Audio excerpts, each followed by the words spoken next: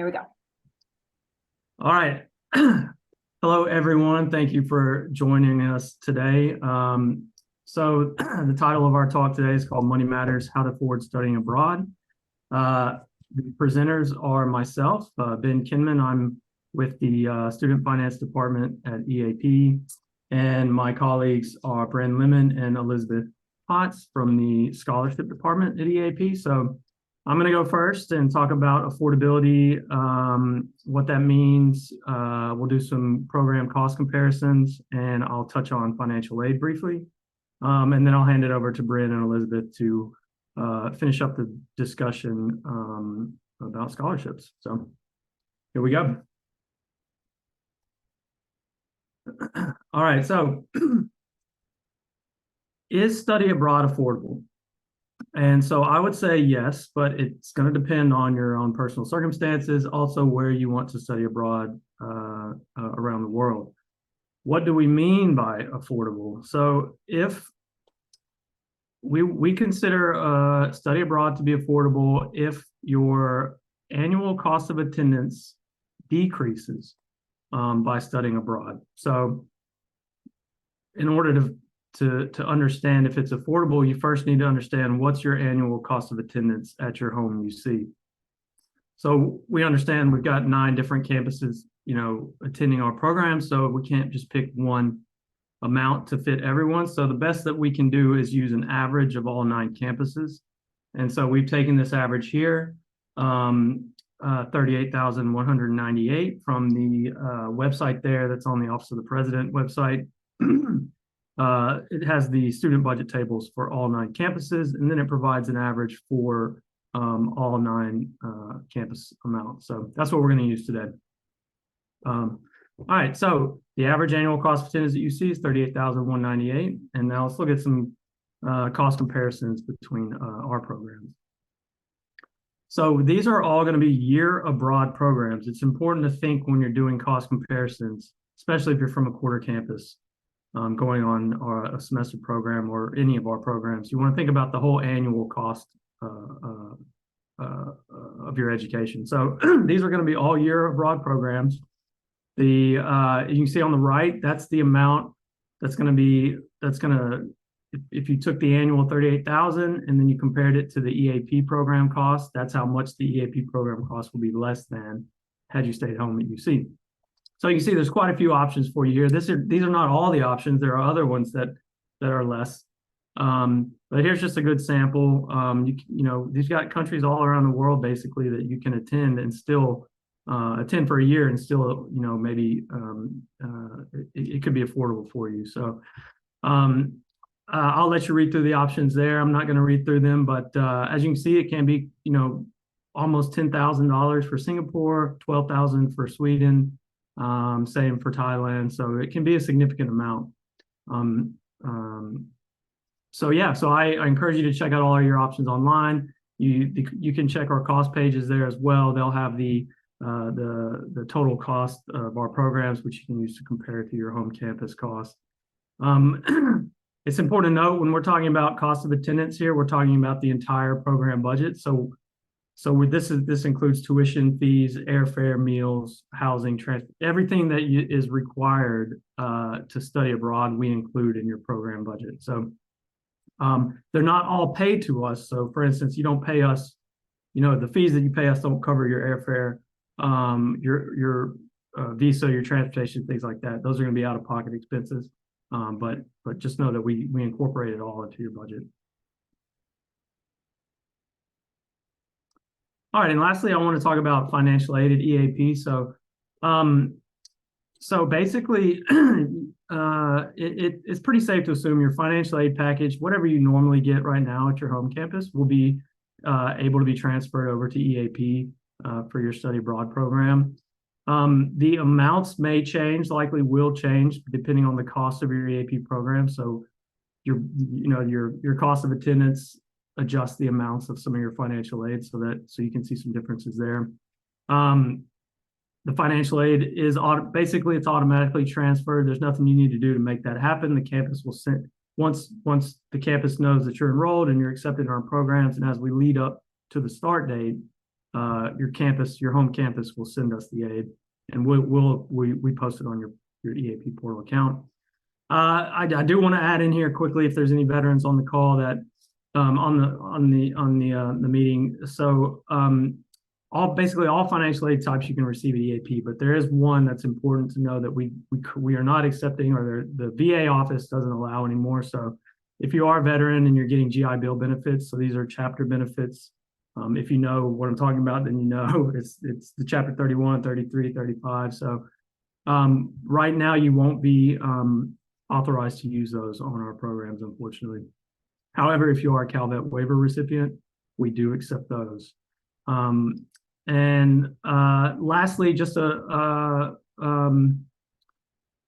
I guess an encouragement or some advice.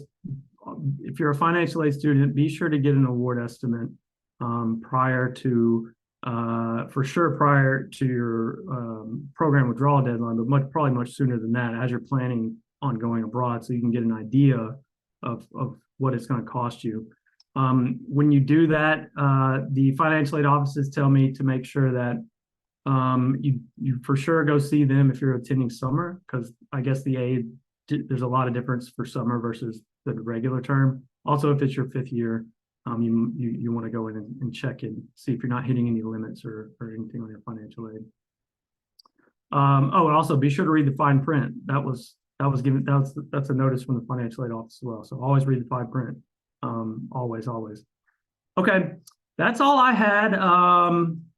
I hope that wasn't too fast. I felt like it was kind of fast, but anyway, that's what I got for you. I'm going to hand it over to Bryn and Elizabeth for scholarships.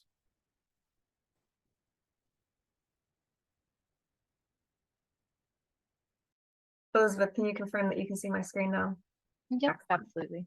All right. Hi, everyone. Thank you, Ben. That was very helpful. If you have any questions so far throughout the presentation about Ben's commentary about financial aid or your financial bucket, please feel free to put them into the Q&A.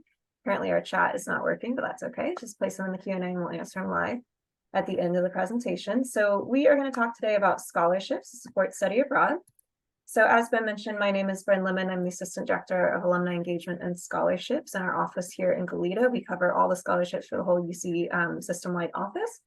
And I've worked for UCEAP for about 5 years now, 1 year in Edinburgh, where I studied abroad as a student, and absolutely love studying in Scotland. And I'll let my colleague Elizabeth introduce herself now.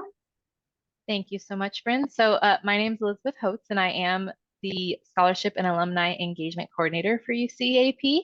I am also an alumna of our program, so I studied abroad in England and Spain, and I am just really excited to help other students study abroad like I did. I've been in this role for about 5 months now, and so again, just looking forward to sharing some of my experience and the study abroad experience with all of you. So let's go ahead and get started with our presentation. So an important thing to note here for everyone who's in this session and just interested in studying abroad, all UCEAP students are eligible to apply for our awards. We do not have any citizenship, residency, or other eligibility requirements. If you apply for and are ultimately selected for a UCEAP program, you are eligible for a scholarship regardless of your citizenship status. So the main thing we want to encourage here is for everyone to apply.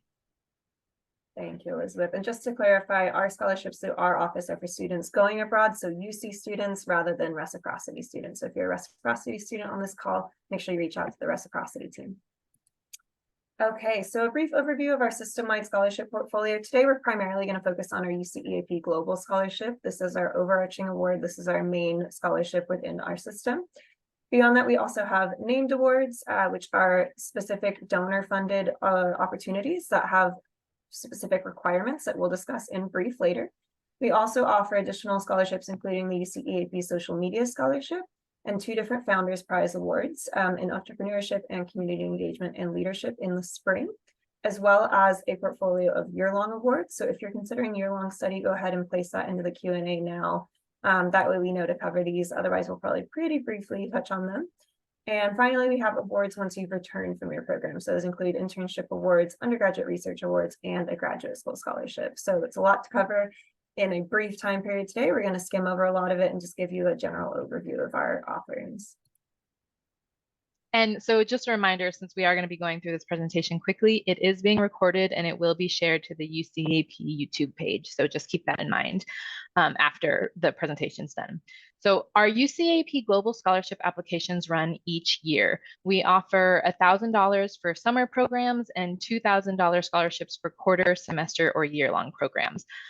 If you are going abroad for the entire academic year, you will want to apply for the Global Scholarship each term that you are abroad.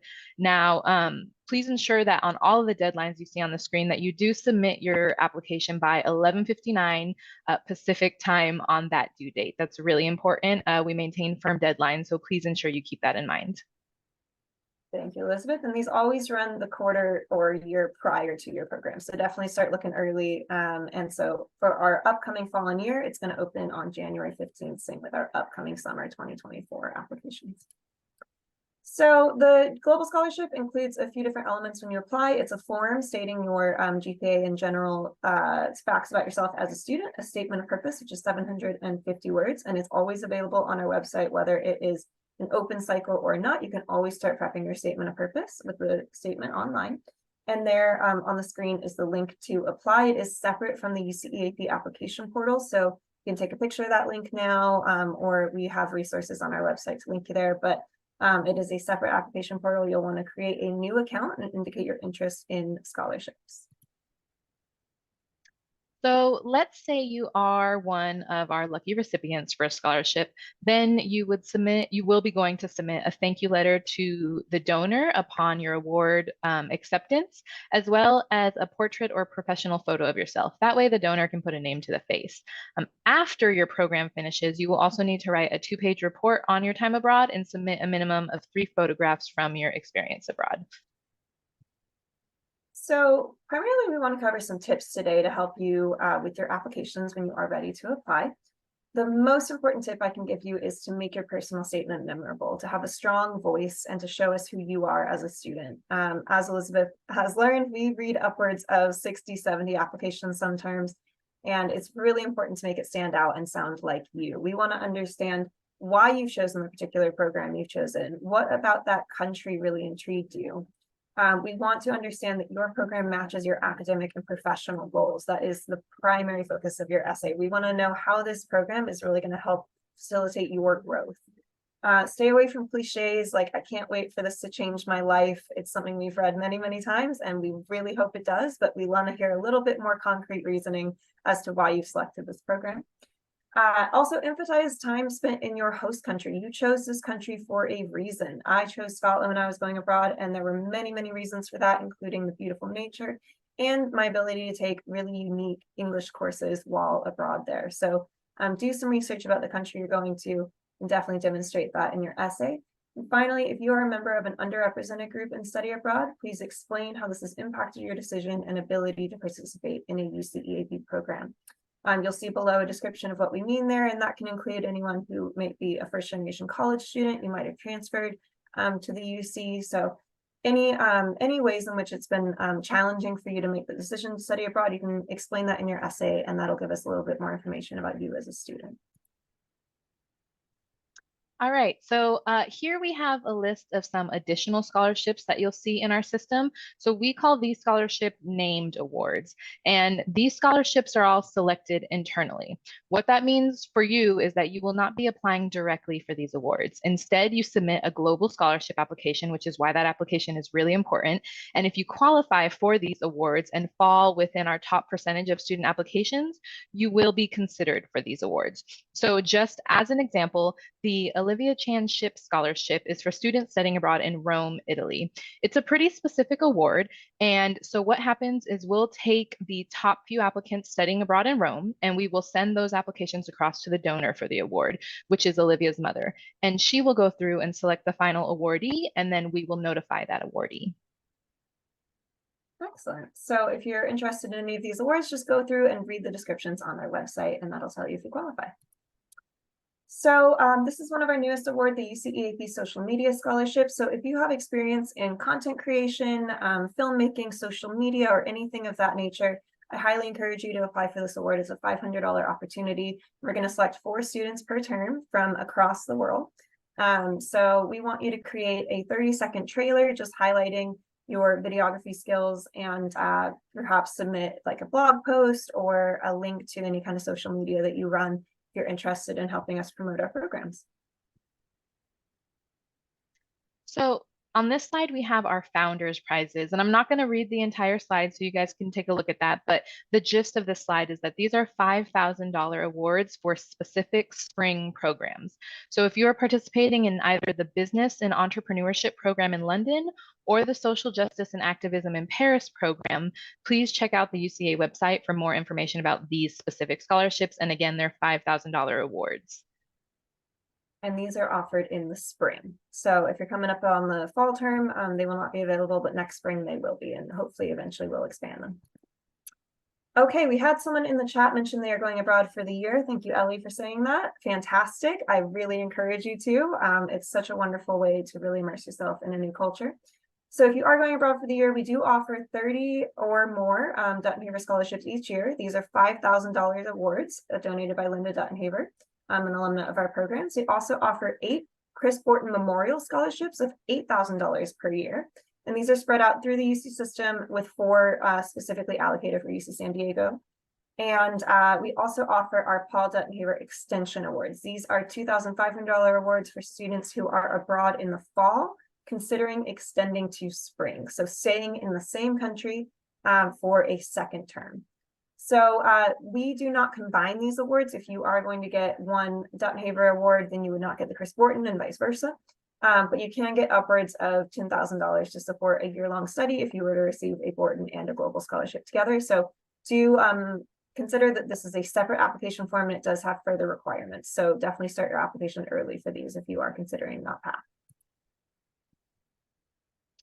So on this slide, we have some information about post-program awards that are available for UCAP participants.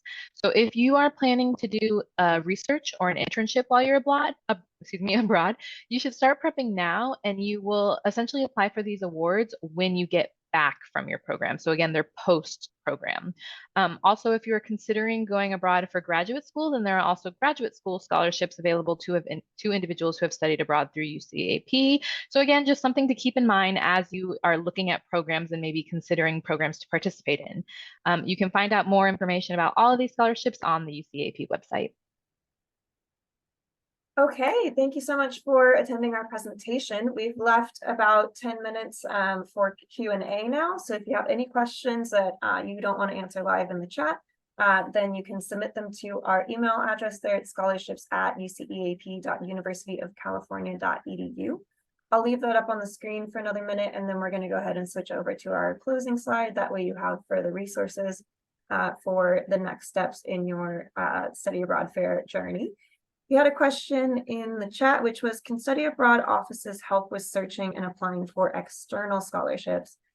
We can recommend some avenues to pursue, but I would say that our particular system-wide office, I can just send you to the right resources, but it's kind of beyond that on you to research the actual opportunity and ensure that it is a legitimate scholarship, and to find out from your financial aid office how it would affect your funding, because when we get scholarships through our office, it does go into your financial aid directly and will often replace your loans prior to replacing your grants. You want to make sure if you're getting external funding that you are not endangering any of your grants or granted financial aid in advance. I'm going to put up that final slide here. You're welcome to read it as we go through the Q&A. We have another question here, which is, does financial aid cover housing, or how does that work? Ben, do you want to weigh in on that? Yeah, no, absolutely. It certainly does cover housing abroad. So we include your housing cost in the financial aid budget. So the financial aid office will use that budget to package your financial aid, and so that amount will be included in the packaging analysis. There may, yeah, I don't want to get into the weeds too much, but I want to say that the housing. Sometimes the housing can be paid to us, and then a lot of times the housing is paid out of pocket on your own. So that's one key thing to look out for on your program. But yes, your financial aid will cover housing. Okay, the next question is, do we talk to the Office of Financial Aid on campus about getting an award estimate? Ben, correct me if I'm wrong, but I believe yes. Yes, absolutely. Talk to your financial aid office. Some campus websites have aid calculators that you can go online and get somewhat of an estimate. But definitely go into your financial aid office for sure. Excellent. Our next question is, how and where do we find information for the cost of tuition, housing, etc. for specific schools? Ben, I'm assuming that's on the program page on the website. Yep, 100%. So you can go to our website. Each program has its own cost page. There's going to be a number at the top. That's just sort of all in cost. Beneath that is our cost calculator, and you can get a more drilled down, sort of broken out by cost type printout. So it'll show you what the UC fees are, the EAP fees. It'll show you how much housing and meals is, and in other items. So yes. Excellent. So yeah, go to the cost page.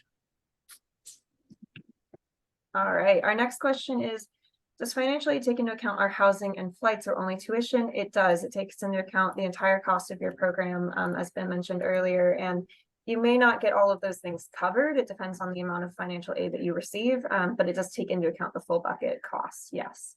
Yep. The next question is, if the FAFSA currently only covers my UCI tuition, will it cover the cost of studying abroad too? I think we've answered that one. Your budget will shift based on the program costs, but it will adjust to it, and you should get proportionally similar aid depending on the term that you're abroad. The next question is, what about internship programs where they offer scholarships like CIEE programs through UCEAP? Are those not connected, or do I have to separately apply for that? And should it be done after filling out the application? Thank you, Aman. So yes, if there are program-specific scholarships, for example, through CIEE or Accent, those are independent of our system-wide scholarship opportunities. So there are also campus-based scholarship awards. So there are actually quite a few different opportunities to apply for scholarships, and they are unfortunately all conducted relatively separately. So we only cover what you saw on that opening slide there, our global scholarship and our named awards, as well as our year-long opportunities and things of that nature. Anything external will be a separate application. And in terms of their deadlines, as in should I begin filling out after the initial application, that really would be something to research. Some schools will have you apply prior to getting back your final confirmation of acceptance into the program. Some will be after the fact. Our application dates align, I believe, for most programs with when you're admitted into the program, but some students may be admitted a little bit after our deadline passes. So we always encourage you, if you have an idea of what program you're going on, submit your application early and on time. We do not extend deadlines, even if you did find out after the fact that you were admitted to your program. It's just an unfortunate thing that we can't align with all the different program dates. So definitely submit your applications by whatever deadline is posted online. The next question is, will financial aid differ between internship programs and typical study abroad programs? Ben, you want to take that one? So if it's an internship program with the AP, no, it'll be the financial aid remains exactly the same. Okay. And Emily asks, how do we check for work opportunities during study abroad? Good question, Emily. So this is pretty individual. You are going to be on a specific visa for whatever program you attend. Each visa will have their own requirements and restrictions. So for example, when I was a student, I could work upwards of 20 hours a week. Depends on the country that you are working in. It depends on a couple different factors. Any kind of work that you would do abroad would be individually sourced. So if you want to get a job while you're abroad, that would be something that you look into once you arrive in country, and would really require you to do a little bit of research about your visa. But if you are considering working abroad, it is doable. I had a short-term job while I was abroad, and I've heard many students have done so as well. So you can look into those requirements. Does anybody have anything to add to that? We are done with the Q&A that's in the chat just now, but are open to taking more for the next 5 minutes. Will this presentation be recorded? It will. It will be available online following the study abroad fair. They will still need to process the video, so give them a couple days, and then yes, it will be available. We also offer webinars each term when students are applying for scholarships. So if you want to have more in-depth recommendations or overviews of our scholarship application process, go ahead and check back on our website around the time, around January 15th, when you are starting those applications, and you will see posted on there some webinars and details how to register for those. See, we still have 35 people in attendance, so if those 35 have any more questions, we are happy and willing to answer them. If not, I'll just direct you to our next step slides here, which is to explore the UCEAP website, the Campus Study Abroad Office website, or the How to Apply section on any program page for more information about the next steps and deadlines. We also have UCEAP office hours. So there's a little QR code there on the right that you can hover over with your camera app, and it will direct you to a link to sign up for those office hours. And we do encourage you to start an application by selecting the Apply Now button on the UCEAP website. So if there are no more questions, we'll probably wrap up in a minute. But I want to thank everyone so much for attending today. And as you saw, our contact information was on some of those earlier slides. Feel free to reach out to us directly with questions. All right, you're welcome. Thank you for attending.